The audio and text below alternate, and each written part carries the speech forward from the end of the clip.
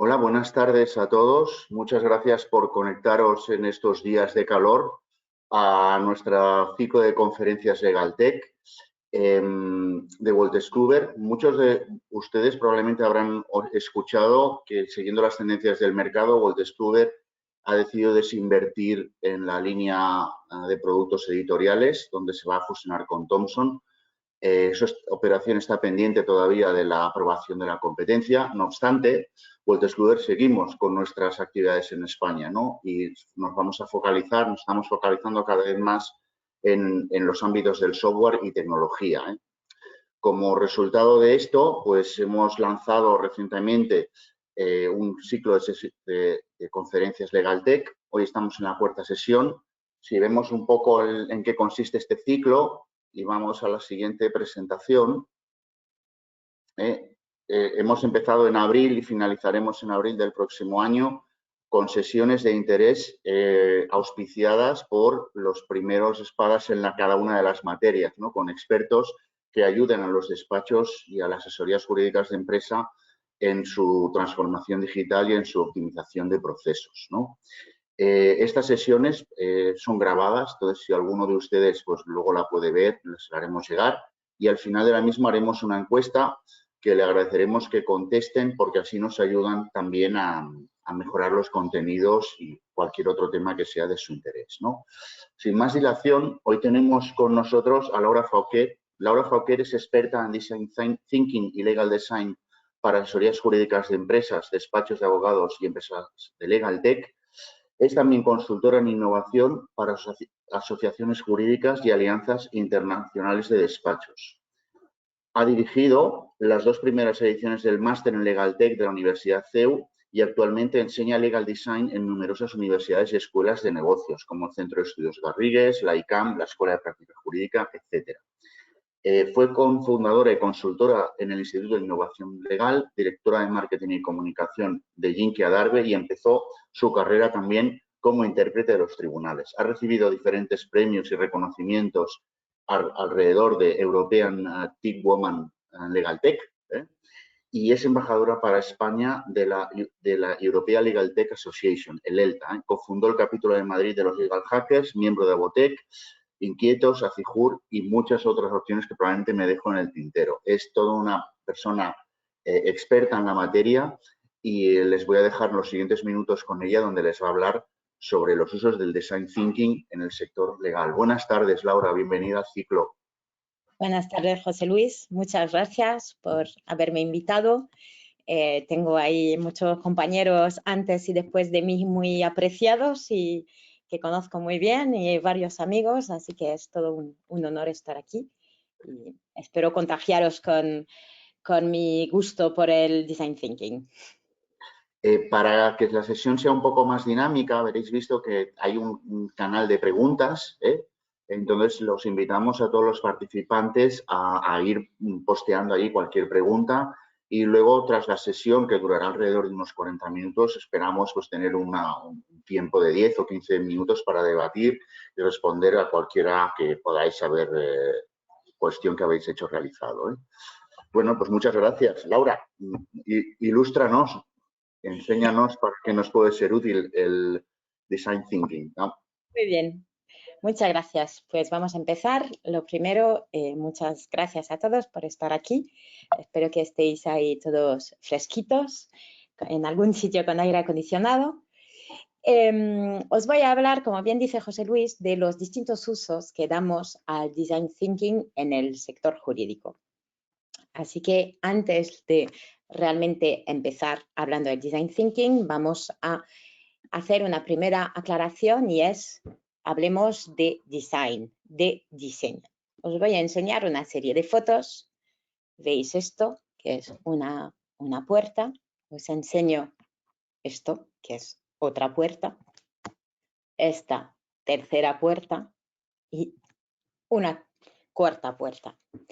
Pues bien, estas 4 puertas, que lo son las 4, son todas muy distintas y responden a usos muy distintos por parte de los, digamos, usuarios de la puerta. La primera parece ser de algún museo o algún sitio en el que lo que buscamos es que la puerta se vea lo menos posible, ¿no? Imaginamos que cuando esté cerrada apenas se ve en esta pared.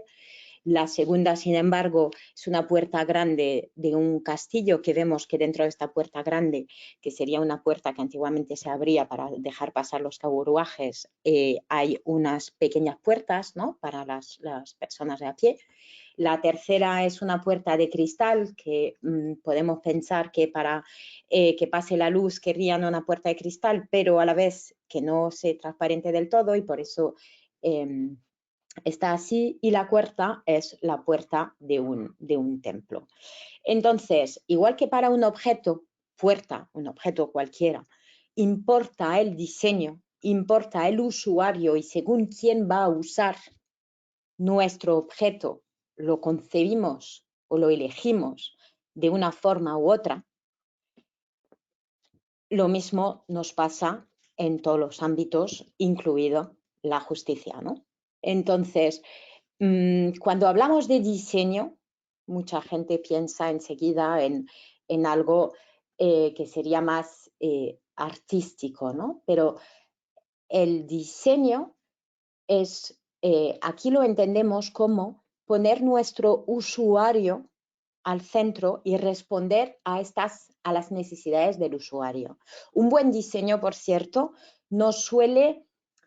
a menudo no nos fijamos en algo bien diseñado, sin embargo, sí nos fijamos en algo mal diseñado, ¿no? Muchas veces nos pasa, pues, una puerta automática que se supone que se tiene que abrir y no se abre, una puerta que se abre del revés de lo que espontáneamente pensaríamos, una puerta demasiado pesada que nos cuesta abrir, una puerta que queremos dejar abierta y no se queda enganchada, ¿no? Pues todas estas cosas podemos pensar, ¿no?, en la justicia y en cómo de diseñada está la justicia y los servicios jurídicos, de bien o de mal diseñado. Bien, dicho eso, querría que vosotros, a través del canal de preguntas que tenéis en GoToWebinar que estamos usando, me digáis, si te digo, ahora hemos hablado de diseño, y ahora, si te digo Design Thinking, ¿en qué piensas? Quería que me pusierais vuestras respuestas en el apartado de las preguntas del chat. A ver quién se anima. ¿Qué pensáis cuando os habéis registrado para este webinar, ¿no? ¿De qué pensabais que íbamos a hablar? Que me imagino que de puertas no. A ver si alguien se anima. ¿Nada? ¿O nada? ¿O es que no los consigo ver? Bueno, pues nada, os voy a dar la respuesta, menos divertido, pero vosotros sabréis. El Design Thinking es una metodología creativa de resolución de problemas que se centra en las personas. Tenéis ahí en amarillo las palabras claves de esta definición. Es una metodología creativa de resolución de problemas. Nos focalizamos en los problemas existentes y nos centramos en las personas que tienen esos problemas. Entonces, estas tres palabras, la creatividad, los problemas y las personas, están en el centro de nuestra metodología. Ahora os voy a enseñar un poco algún ejemplo de lo que podemos llegar a hacer con esta metodología. Estas imágenes que están, como os imaginaréis, del sector de la medicina y no de nuestro sector, son de JE Healthcare, que es un grupo americano que tiene una serie de hospitales en Estados Unidos, y esto es de un hospital en Pittsburgh que tenía un hospital infantil, ¿no? Entonces, tenían el problema que para hacer TAC a los niños, cuando toca hacerles pruebas de este tipo, los niños se mueven mucho. Entonces, al moverse tanto, pues no funcionaba el TAC y hay que repetir la prueba. Por ello, están obligados a ponerles una anestesia, en la mayoría de los casos, anestesia general, para que los niños estén quietos y puedan pasar la prueba. Y bueno, pues no deja de ser una anestesia general para unos niños que no está exento de riesgos y aparte es un mal momento que pasar por los niños, ¿no? Y empezaron a pensar y dijeron, ¿cómo podríamos hacerlo de otra forma para que no sea tan desagradable para los niños, ¿no? Y trabajaron con IDEO. IDEO es la empresa norteamericana que nació en San Francisco, que es un poco la primera que ha aplicado el Design Thinking al negocio, ¿no? A la creación de productos y de servicios. Y entonces con ellos hicieron todo un proceso de Design Thinking para llegar a esta foto de la derecha. Se dieron cuenta de que realmente, sin requerir de una inversión demasiado exagerada, pues el tema era interesar a los niños y transformar para que esta experiencia tan difícil para los niños se convirtiera en una aventura. Lo que hicieron fue transformar estas salas, que eran para los niños, en la que veis aquí es la sala de pirata. Hay otra de una, me parece, de un mundo submarino con sirenas. Hay otra que es como un zoo. Entonces, esto lo podéis encontrar en internet. Hay un vídeo que explica bien todo el proceso que han seguido. Y entonces los niños vienen y desde apenas llegar al hospital, pues el enfermero o la enfermera ya vienen vestidos de piratas y todo esto es parte de una aventura. Cuando pasan por el TAC tienen que estar muy quietecitos porque esto es parte de la aventura y entonces están escondiéndose de un combate que tiene lugar fuera y entonces se quedan muy quietos y salen del TAC sin anestesia, por supuesto, y se ve, de hecho, en el documental como los niños salen queriendo volver al día siguiente, ¿no? Entonces, esto es un ejemplo que me parece muy bonito de lo que se puede lograr con un proceso de Design Thinking y, como os decía antes, de centrar nuestra propuesta de solución en el usuario, en la situación, en las necesidades de nuestro usuario, ¿no? Os he enseñado esto del hospital, pero también todas estas marcas, Netflix, Bank of America, Apple, esto de los cepillos eléctricos, Airbnb, son una pequeña muestra de empresas que usan Design Thinking para desarrollar productos y mejorarlos. Desde las necesidades de sus usuarios, pues van creando valor, creando soluciones. Y son, pues como lo veis, son empresas bastante exitosas, ¿no? Entonces, ¿qué es realmente lo que hacemos y lo que buscamos con un proceso de Design Thinking? Siempre cuando desarrollamos una solución mediante esta metodología, buscamos encontrarnos en el centro de estas tres premisas. La deseabilidad, que es, como os comentaba antes, que los usuarios quieran usar nuestro producto, servicio, solución, que sea deseable por parte de los usuarios, de los clientes, si es que son, desde luego, de los justiciables, cuando hablamos de la justicia, que sea factible, es decir, que tengamos en nuestra empresa, en nuestro equipo, la capacidad de producir este diseño. Y la tercera pata, por supuesto, es la viabilidad, ¿no? Que sea viable como negocio.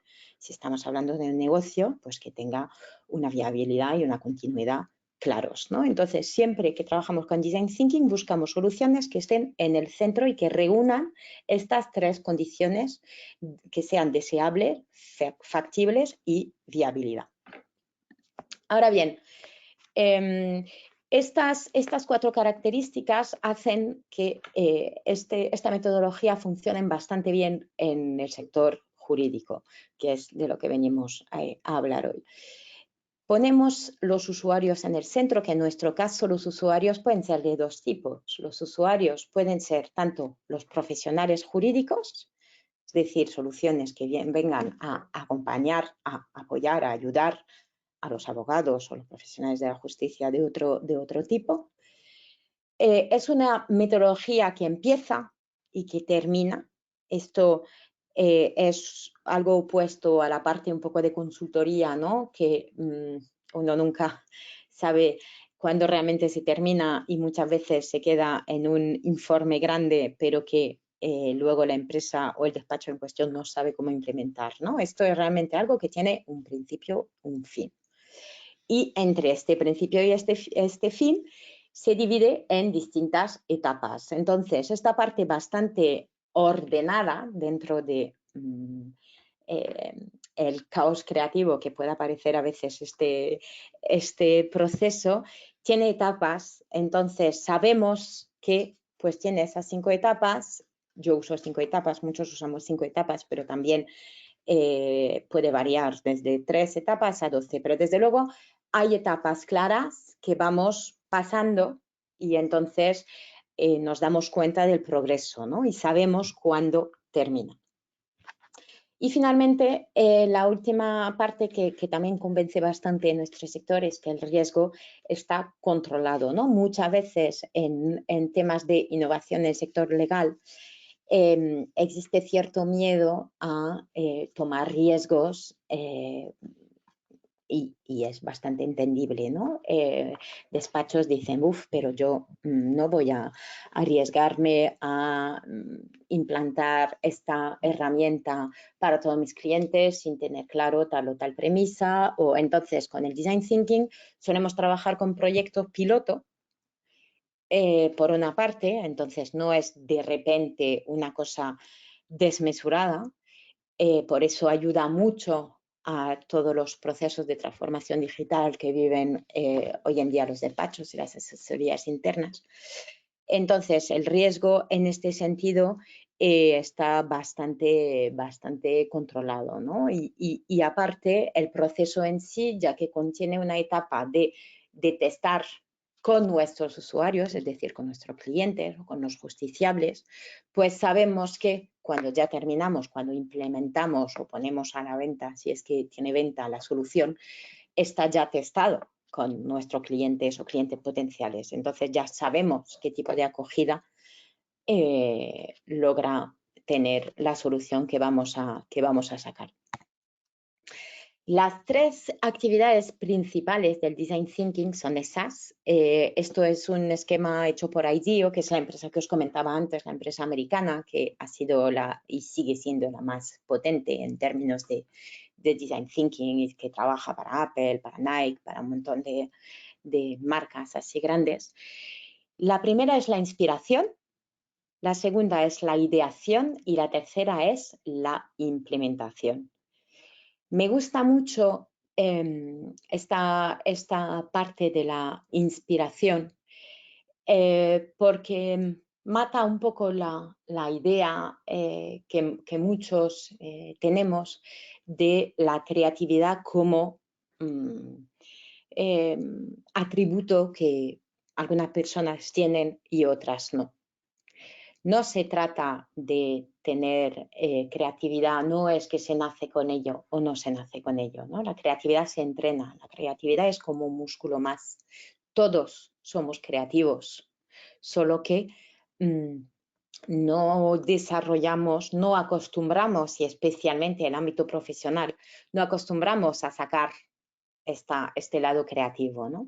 Cuando yo suelo preguntar a los abogados si son creativos, de los pocos que sí se consideran creativos, suele ser porque, aparte del trabajo, tienen algún tipo de afición creativa, como puede ser dibujar, hacer manualidades, hacer música o, bueno, cualquier otra cosa, ¿no? Sin embargo,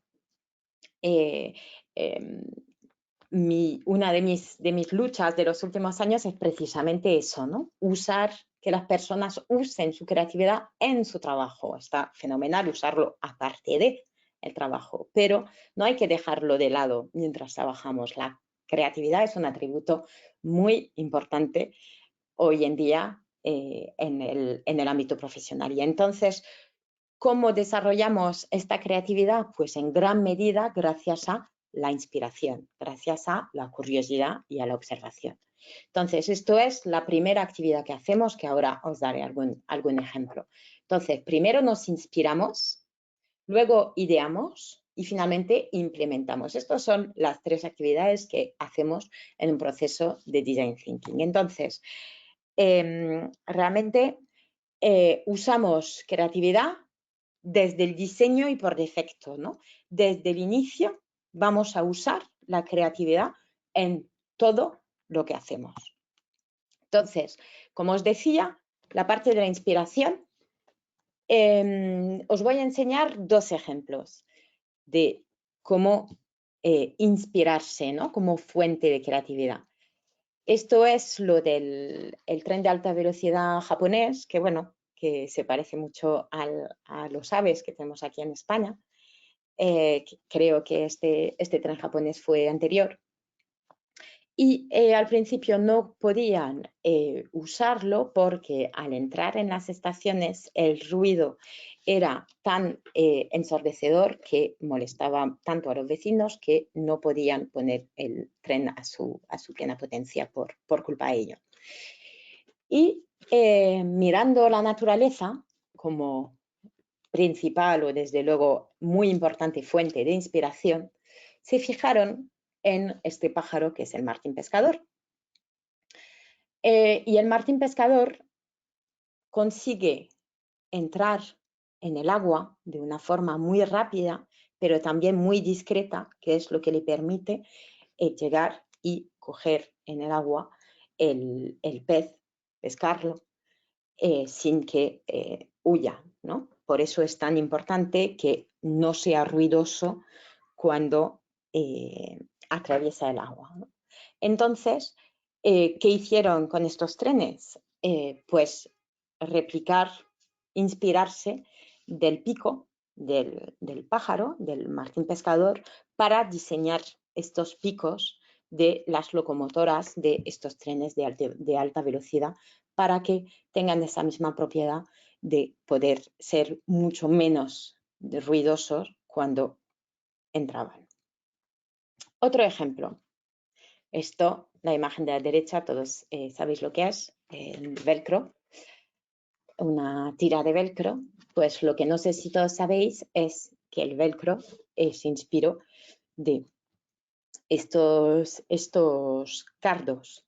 Realmente se dieron cuenta que estos cardos o bardiana, la manera que tenía de esparcirse y desarrollarse en la naturaleza era porque tienen corchetes, al final de todos sus picos son como corchetes y se engancha muy bien, adhieren muy bien al pelo muy liso de los animales tales como los zorros. Entonces vieron que por un lado el pelo muy liso de los animales y por otro lado los corchetitos de estos cardos pues adherían uno a otro de una forma muy, muy sólida, ¿no? Y eso hicieron cuando hicieron el velcro. Tenemos siempre un lado de pelo suavecito y el otro lado de ganchitos. Pues está inspirado en estas plantas. Estos son 2 ejemplos de inspiración en la naturaleza y de creatividad que, como os decía antes, no es una cosa innata, ¿no? Que es lo que muchos creemos. Entonces, por ejemplo, tenemos en la fase de buscar ideas, que llamamos la ideación, el design thinking, si trabajamos, tenemos un ejercicio, por ejemplo, que consiste en listar características de otros sectores totalmente distintos y usar los atributos de otro sector y pensar cómo los podríamos usar para resolver nuestro problema. Entonces, esto es algo que hacemos mucho, que es hacer conexiones, ¿no? Ser creativo a través de conectar ideas de determinado ámbito con otras. Otra cosa que se trabaja mucho, que tiene que ver en los procesos de Design Thinking, es el pensamiento divergente. No sé si habéis oído hablar de la diferencia entre el pensamiento divergente y el pensamiento convergente. En un proceso de Design Thinking usamos ambos, según las etapas vamos variando y pasamos del pensamiento divergente al convergente, volvemos al divergente y al convergente. Se llama un modelo en doble diamante. Entonces, en nuestro cotidiano tendemos a usar mucho más el pensamiento convergente. El pensamiento convergente es el que nos permite tomar decisiones. Y en la vida diaria, entre las urgencias y el alto volumen de trabajo que tenemos todos, tendemos a ser muy resolutivos, ¿no? Entonces tomamos decisiones, vemos un problema, solución, pum. Pues lo que hacemos, lo que desarrollamos en Design Thinking es el pensamiento divergente, que en lugar de ir tomando decisiones, nos abrimos a muchas opciones, nos obligamos a pensar en muchas opciones antes de decidir. Entonces, el proceso, la toma de decisión sería el pensamiento convergente y la búsqueda de soluciones sería el pensamiento divergente. Entonces, en Design Thinking insistimos en pasar más tiempo en este modo de pensamiento, en el pensamiento divergente, ¿no? La máxima representación de ello es lo que supongo muchos tendréis en la cabeza cuando pensáis en un brainstorming, ¿no? En una lluvia de ideas, ¿no? Esto es típicamente pensamiento divergente en el que buscamos multitud de soluciones. Si algo querría que os quedase claro de este webinar de hoy, sería esto, los 3 valores del Design Thinking que trabajamos muchísimo. Son la empatía, la creatividad y la iteración.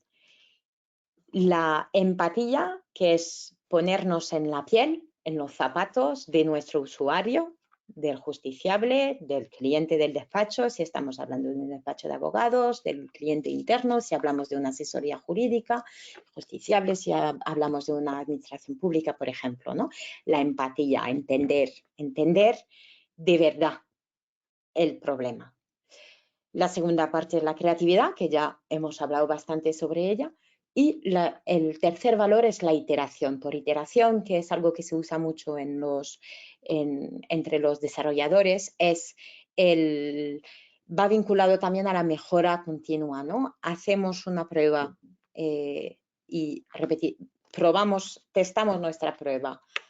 Con los comentarios, con el feedback que conseguimos, volvemos a hacer una prueba, volvemos y mejoramos hasta realmente llegar a una versión que ya consideramos que corresponde y responde a las necesidades que estamos tratando de satisfacer con nuestra solución. Estos son los 3 valores fundamentales del Design Thinking.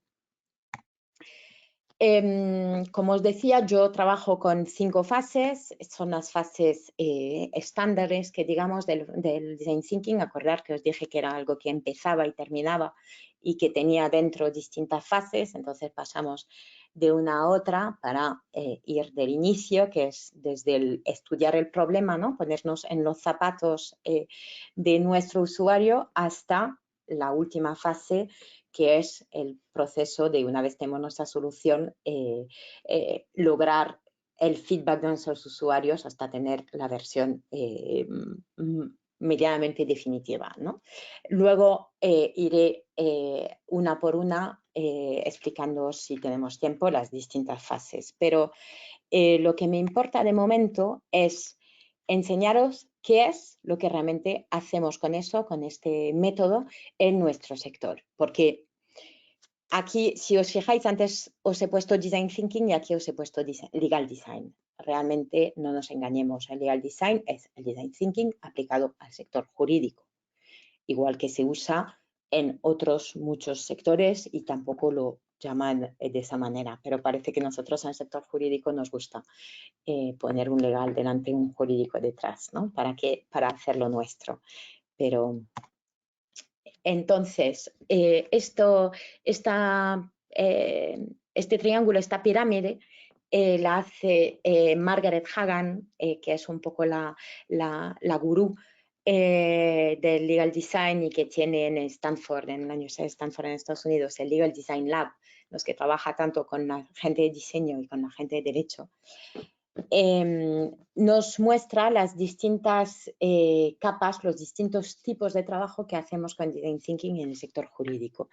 Me gusta la forma piramidal porque muchas veces cuando hablamos de Legal Design la gente solamente piensa en esta puntita de la pirámide o puntita del iceberg que es el diseño de información, ¿no? Algunos también lo llaman visual design, que no es exactamente igual, pero tiene que ver. Entonces es el diseño de información. Información jurídica que bien puede ser el diseño de un contrato, como de un texto, como de una sentencia, luego veremos ejemplos. Luego por debajo tenemos el diseño de producto. Ahí entran todas las herramientas de Legal Tech, el diseño de producto jurídico. A continuación tenemos el diseño de servicios. Trabajamos Design Thinking para mejorar o crear servicios, como pueden ser los servicios de un despacho de abogados o los servicios de una asesoría interna.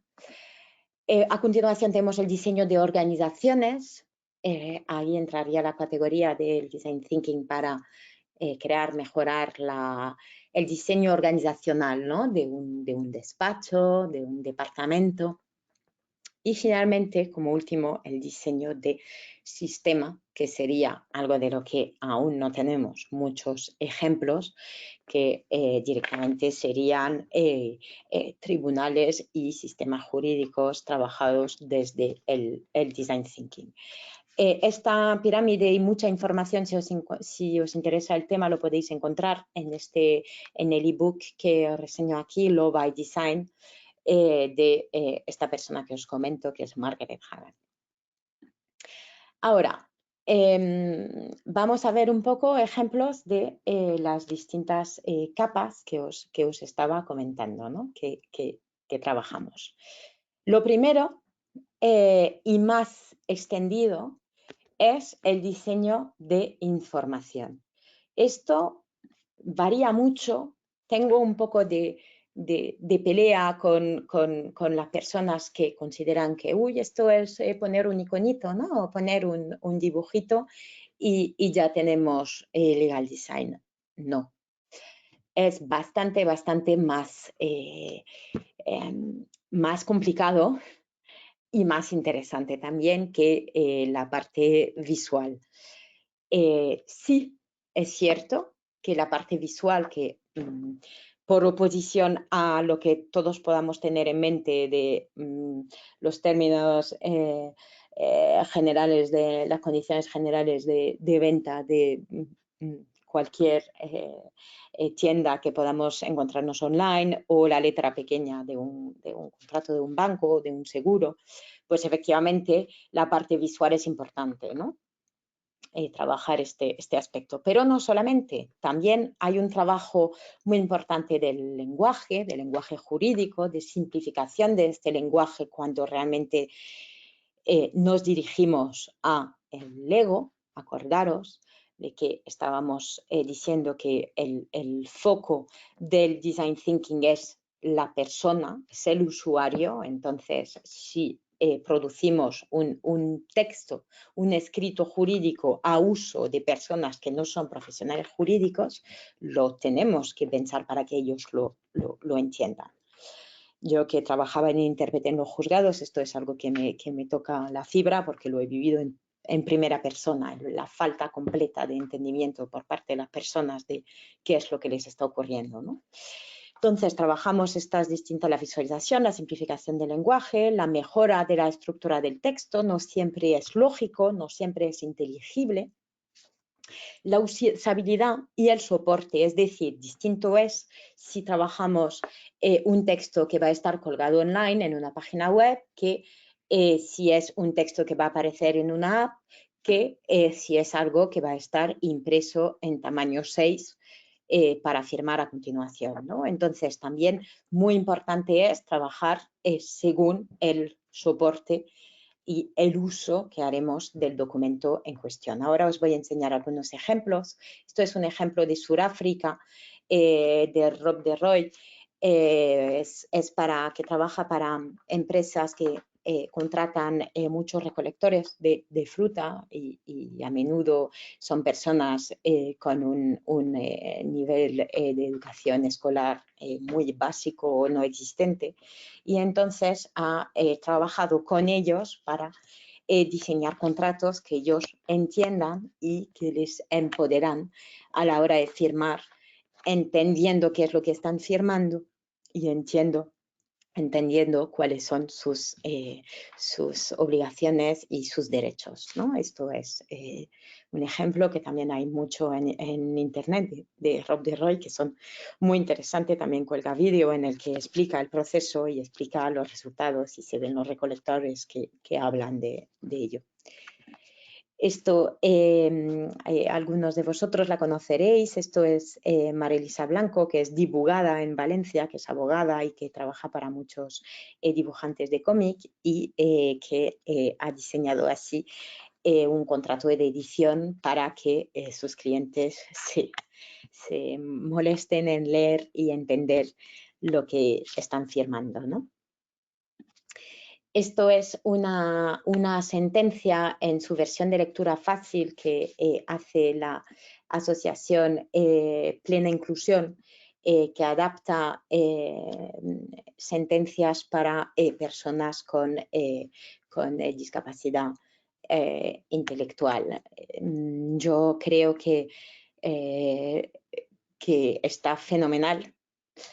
Si bien no hace falta tener discapacidad intelectual para tener problemas en entender las sentencias y los documentos jurídicos. Entonces, ojalá eso empiece a integrarse un poco en la forma de trabajar, porque a menudo la justicia pone a las personas en una situación en la que las personas se sienten tontas, ¿no? Y es bastante desagradable encontrar en esa situación de no entender, y sobre todo cuando tiene que ver contigo. Entonces, ojalá esto vaya más en toda la parte pública de administraciones públicas y que se tomen la molestia de ser entendibles por las personas no profesionales jurídicas. Ahora, esto es otro ejemplo para delitos de tráfico en Estados Unidos, de Margaret Hagan. Esto es un ejemplo de Francia, de mi amiga Alexandra. Esto es en la India, Canandru, que se dedica a plasmar las leyes indias en cómic para que los niños puedan leerlos y entenderlos. Eso es, bueno, no sé si tenemos ahora entre los asistentes algunas de las compañeras que hicieron esto en el ICAM en marzo. Esto es la versión en español, pero obviamente se hizo una versión en ucraniano. Reunimos un grupo de profesionales que aquí no sé si nos está escuchando Macarena, Agustí, Sara Molina, y Paro Mañaneza, y Marelisa Blanco, y Ana Marra, que escucharéis quienes sigáis este ciclo, que creo que da en octubre una conferencia aquí también. Nos juntamos para trabajar y para ayudar a los ucranianos que venían a España a entender toda la protección temporal que tenían que hacer y a qué les daba derecho. Entonces, esto es otro ejemplo de las necesidades de personas que no tienen por qué conocer el sistema y el funcionamiento y que, sin embargo, necesitan entenderlo. Estos son unos estatutos para una Legal Tech francesa que hemos trabajado mi empresa junto con mi compañera en Francia. Esos son estatutos pasados y aceptados por el registro. El diseño de producto, como os decía, esto es un ejemplo de dos Legal Tech que trabajan mucho con Design Thinking para aportar soluciones a los juristas, ¿no? Y ayudarles a automatizar, etc. En tercero tenemos el diseño de servicios, como os decía, tengo aquí un par de ejemplos. Esto es un trabajo, lo siento, hay mucho en francés, pero es que trabajo mucho para Francia. Esto es un ejemplo de un proceso de AML, de temas de blanqueo, en una asesoría interna de una empresa. Trabajamos con Design Thinking para aclarar y optimizar los procesos dentro de la empresa para los proveedores, los nuevos, los recurrentes, y saber quién hace qué y cómo se pasa en todo el proceso hasta la evaluación y la aceptación o no de los proveedores. Esto es un viaje del cliente para un despacho aquí español que tenía, bueno, pues un problema de una falta de un descontento por parte de sus clientes, que, bueno, pues trabajando desde un viaje de cliente entendimos dónde estaba el problema y pudimos bastante fácilmente dar solución a este problema, a este descontento de los clientes y también de los abogados. Finalmente, en el diseño de sistemas y organizaciones, pues ahí tendríamos los distintos despachos, que también os lo digo, en España no son muchos, que trabajan con Design Thinking desde la estructura, ¿no? Desde la organización. Y os he puesto este ejemplo que es del Reino Unido, que sí trabaja formando desde hace ya años a muchos de sus funcionarios al Service Design, al Design Thinking, para realmente poner al ciudadano en el centro de los servicios que les prestan, ¿no? Entonces, con todo eso tenéis ahí un abanico, ¿no? de los distintos usos que damos al Design Thinking en el sector jurídico. También os comento que en España se está usando aún bastante menos que en otros países europeos y americanos, pero está siendo cada vez más de moda y de interés, ¿no? Ahora os voy a indicar algunos KPIs, porque al final pues también es importante, ¿no? Esto no es tan etéreo, esto es medible. El retorno, ¿no? que tenemos en la inversión de trabajar con Design Thinking, de apostar por ello. Tenemos un retorno a nivel cultural, siempre logramos una satisfacción interna, los empleados, los colaboradores, les gusta bastante trabajar con este método porque es bastante distinto, es liviano y nos ayuda también en la parte de atracción de talento y en general de fomento de la innovación, ¿no? Trabajando con Design Thinking, las personas de dentro de las organizaciones saben que se pueden permitir, ¿no? Se pueden permitir ser creativos, se pueden permitir hacer las cosas distintas. La parte financiera, cómo optimizamos procesos, cómo mejoramos servicios, inventamos productos, pero con ese método de prototipar y de testar con nuestros usuarios, lo bueno es que cuando lo sacamos ya está testado, es decir, no es lanzo un producto y a ver cómo responde el mercado, ¿no? Porque ya hemos estudiado el mercado y ya hemos testado lo que estamos haciendo, entonces ya sabemos qué gusta, entonces ya sabemos qué se compra. Y finalmente en la parte cualitativa, porque tenemos nuestros clientes satisfechos, ¿no? Satisfechos porque se les ha implicado, que también la implicación de las personas lo agradece, ¿no? Un cliente, un justiciable, agradece que se le pregunte y que se tome en cuenta realmente sus necesidades y que se le pida opinión sobre las soluciones que encontramos, ¿no? Por daros, por ejemplo, un ejemplo, trabajando rediseñando pólizas de seguro, para una aseguradora grande, pues logramos menor litigiosidad, logramos menos uso del servicio postventa, es decir, cuando el asegurado entiende, tiene la oportunidad de leer los términos y condiciones, porque no son 50 páginas negro sobre blanco en letra pequeña, sino que tiene un diseño atractivo, que es más corto, que es más claro y entendible, lo va a leer, lo va a entender y entonces, claro, luego tiene menos preguntas, tiene menos dudas y cuando hemos conseguido con el estudio previo, que es parte del proceso de Design Thinking, entender cuáles eran las cláusulas problemáticas y las hemos reformulado, explicado de otra manera, pues logramos que haya al final menos demanda, menos litigiosidad, ¿no? Esto para el caso de una aseguradora, que es bastante claro, ¿no? Pero como una aseguradora, pues todo lo que, por ejemplo, va al gran consumo, tenemos casos muy parecidos, ¿no? Entonces realmente tiene unos indicadores importantes. Voy a ir muy rápidamente porque me he extendido bastante sobre, solo os voy a dar 2 o 3 indicaciones sobre las 5 fases que os comentaba que teníamos del Design Thinking.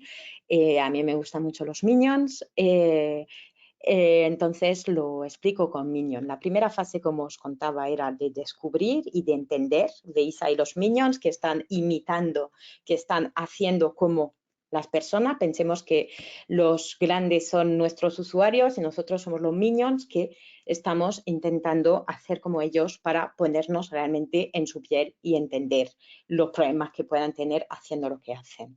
La segunda fase, que es la fase en la que definimos, en la que empatizamos, que sacamos el jugo de toda esta información que hemos cosechado antes y ya definimos y entendemos el problema real, que a lo mejor es algo distinto que el problema que pensábamos solucionar al inicio. Esta es la segunda fase.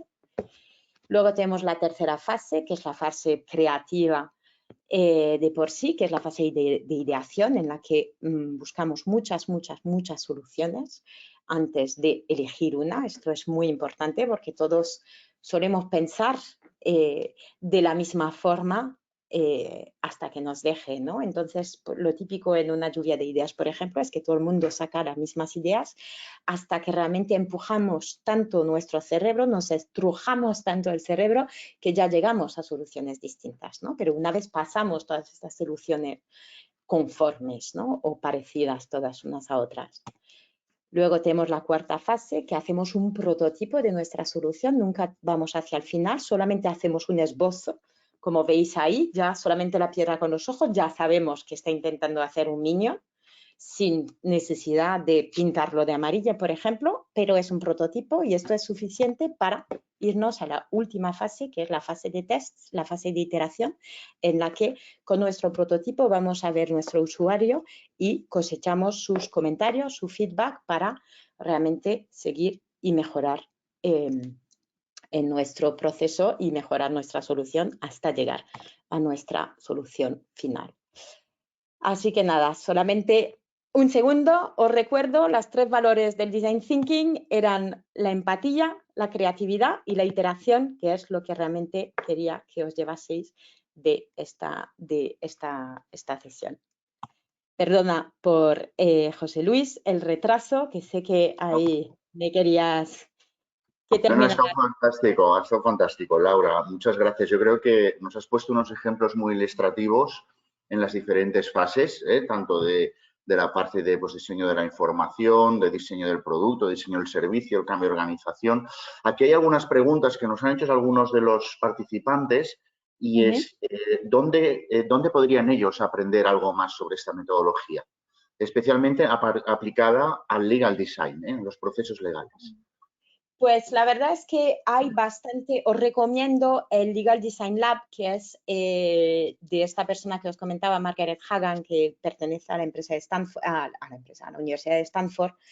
Si ponéis Legal Design Lab en internet lo encontráis y ella, porque en Design Thinking somos muy de colaborar, ¿no? Entonces, la verdad es que online vais a encontrar un montón de herramientas, de plantillas para los distintos ejercicios que usamos. O sea que en internet vais a encontrar mucho. Luego hay algunos libros sobre el tema, la mayoría están en inglés. Algunos, bueno, hemos sacado un libro de Legal Design en español. Iba a decir con vuestra competencia, pero ahora ya no. Entonces no puedo decir. Y bueno, la verdad es que podéis encontrar bastante en internet y si no, por supuesto, me podéis contactar por LinkedIn y yo encantada de daros reseñas de libros y demás. De acuerdo a tu experiencia, Laura, en los espacios de las teorías jurídicas, ¿quiénes son los que lideran el uso de esta metodología o quieren comenzar a utilizarla? ¿En las asesorías jurídicas o también en los...? O también en los despachos, sí.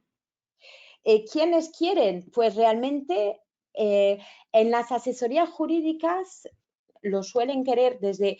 Muchos lo están usando, conocen el Design Thinking por el resto de la empresa, ¿no? En esa parte que el departamento jurídico suele estar un poco de lado, ¿no? Y no partícipe del resto de la empresa, entonces en las empresas un poco orientada a tecnología, marketing, esas cosas, pues ya lo usan en otros y entonces les apetece hacerlo también en la parte jurídica. En los despachos, pues la verdad es que puede ser, cada vez hay más despachos con directores de innovación, pero lo cierto es que podría adueñarse de liderar eso cualquier persona, sea un abogado, un socio, un responsable de marketing, de IT, cualquier persona que se forme. A mí me gustaría compartir un ejemplo. Nosotros, como sabéis, hacemos normalmente una vez al año, hacemos un estudio en diferentes despachos de abogados y asesorías jurídicas para ver las tendencias del futuro. Y nos llamó mucho la atención que alrededor de un 20% de las empresas están pensando en cambiar de proveedor, porque no perciben el valor que les dan, no son capaces de tangibilizar lo que invierten. Entonces, estoy seguro que hacer un ejercicio de legal design o de design thinking en la fidelización de los clientes puede ser un ejemplo muy práctico que puede servir para muchos. Es decir, cómo aplicar estas fases que nos has explicado hoy para identificar cuáles son los problemas, pensar cómo, de una forma con empatía, pensar cómo podemos identificarlo. Yo creo que esto le podría ir muy bien a lo que son nuestros clientes, ¿no? Entonces, sirva aquí mi invitación, como este ciclo de conferencias pues va funcionando, vamos a ver si mi invitación a intentar ilustrar un ejemplo de cómo mejorar la fidelización de los clientes aplicando esos procesos de legal design. Creo que podría ser algo muy interesante y que con un ejemplo como ese pues nos ayudaría a toda la profesión, ¿no? Hay un tema también y es que ¿qué herramientas utilizas tú tecnológicas cuando estáis en los procesos de legal design? A ver, si puedo, no uso muchas herramientas tecnológicas. Es decir, si lo hago presencialmente, usamos las manos, usamos rotuladores, bueno, no enseño porque me comprometo a guardar la privacidad de las personas a las que hago procesos, pero vamos, usamos todo tipo de artilugios con las manos, ¿no? Sin embargo, online también hay mucho y menos mal porque en la pandemia y también formo algunos departamentos jurídicos que son internacionales, ¿no? Entonces, que están deslocalizados con equipos que están un poco en el mundo entero. Entonces, yo uso mucho Mural. Mural se parece a Miro, son los dos que son un poco el equivalente, son como tableros, ¿no? Como el equivalente online a los post-it pegados en todas las paredes, ¿no? Sí, una herramienta Trello o alguna herramienta de ese estilo, ¿no? Bueno, también Trello con otro uso, pero y si no, pues yo uso muchas plantillas que las he hecho mías para los distintos ejercicios que trabajamos, ¿no? Que cada uno tenéis, cada maestrillo tiene sus tablillas, ¿no? Vale. Tengo aquí también una pregunta de una asesoría jurídica, es en cuanto, para un problema en concreto, ¿cuántas sesiones o cuál es el tiempo que lleva pues transitar por estas fases que nos has indicado? Pues la verdad es que depende cómo se lo planteen ellos, porque trabajamos a menudo por sprint. Entonces, un sprint, yo lo más corto que me he atrevido a hacer es un día entero de 7 horas, y la verdad es que ha funcionado bastante bien. El sprint estándar, entre comillas, son 4 o 5 días. Y si no, claro, adaptando a las posibilidades de las asesorías y demás, pues a veces lo que hago son, teniendo en cuenta que son estas 5 etapas, pues pueden ser 5 sesiones, ¿no? Separadas de una semana o separadas de un mes, aunque bueno, pues es mucho. O sea que es bastante variable según las prisas que tienen, pero vamos, hay que pasar por estas 5 etapas, o rápido o lento, pero hay que pasar por ellas. Vale. ¿Y qué nos puedes decir sobre la resistencia al cambio de las organizaciones? Porque esta forma de trabajar, sobre todo si no es con la mentalidad convergente, sino divergente, puede ser un poco extraña, ¿no? ¿Cuál es tu experiencia en eso, Laura? Pues mi experiencia es que, por una parte, a la gente el redescubrir lo que es pasárselo bien trabajando parece una tontería, pero es importantísimo. Trabajar con sonrisa, ¿no? Tener ganas de ir y de hacer esto que vamos a hacer. Entonces, cuando ya se propicia el momento para ello, a menudo la gente la tienes ganada, sobre todo puedes tener gente que lo dude, pero ya cuando ves, terminas un proceso y ves el resultado, la gente suele ser conquistada. Y de hecho, esto se usa bastante el design thinking para la gente que está bastante reacia al cambio, por ejemplo, en cuanto a aceptación de uso de tecnología o cosas así, ¿no? Porque si les involucras desde el principio, yo siempre aconsejo coger a la gente la más reacia desde el inicio y escuchar todas sus críticas, porque es que es mejor tenerlas al inicio, tomarlas en cuenta de forma constructiva, porque a menudo esta persona y sus críticas tienen mucha razón y hay que tomarlo en cuenta. Y entonces lo tomas en cuenta desde el principio y lo palias. Y entonces, si a esta persona reacia la has conseguido convertir, ya estás. Quiero decir, después ya con este piloto te vas al resto de la empresa y dirán, no, anda, pero si esta persona que no quería saber nada de esto ahora es la que más, pues ya te has ganado todos los del medio. Muy bien, sí, al final lo que haces es como una coalición de cambio, ¿no? Donde todos participan. Está muy bien, Laura. Pues muy interesante. Quiero darte las gracias a ti, Laura. Yo creo que has puesto unos ejemplos ilustrativos muy prácticos en hacer contratos amigables, fácil de entender, que eviten pues, las preguntas y sobre todo en un mercado de consumo, pues faciliten un poco la labor de los juristas. Creo que has hecho otros ejemplos también de organización muy interesantes. También quería agradecer a todos los asistentes que tenemos hoy. No olviden, por favor, completar la encuesta tras la sesión y esperamos seguir contando con Laura en futuras colaboraciones para llevarles ejemplos prácticos que les ayuden a mejorar en su profesión. Y un tema muy importante, ¿no? Que no, quizás era el tema más importante, era pasárselo bien, ¿no? Se ha dicho que si con el Design Thinking conseguimos pasárnoslo bien, pues especialmente un mes de julio con el calor que estamos pasando todos, pues no deja de ser un éxito. ¿Eh? Muchas gracias, Laura, y hasta la próxima y buen verano, si no volvemos a hablar. Muchas gracias. Adiós a todos. Adiós, buenas tardes.